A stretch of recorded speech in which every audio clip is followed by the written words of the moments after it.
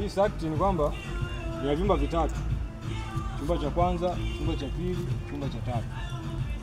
Kwa hiyo mfumo ambao tumeweka humu ni wiring ambayo hakuna maungio, yani hajaungwa humu ndani.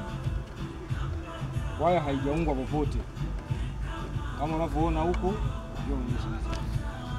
kama unavyoona hapa ndani huku hakuna waya hapo uliokatwa wala kuungwa, hakuna salt tape wala humu hakuna salt tape, hamjaungwa popote wala kule hakujaungwa popote. Umeona? Kwa hiyo iko hivyo.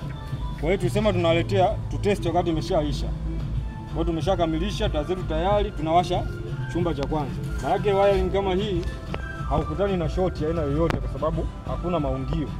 Kwa hiyo chumba cha kwanza ndio hichi, tunawasha. Tunawasha hapa kidogo, changamoto imegusa.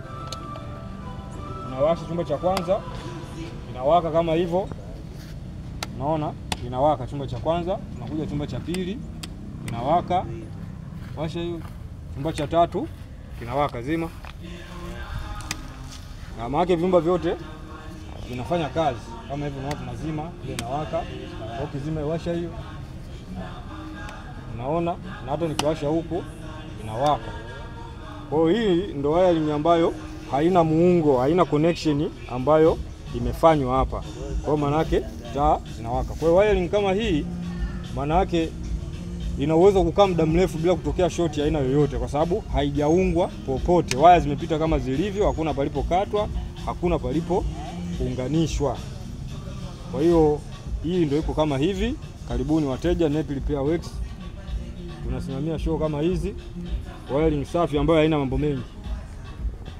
Karibuni sana.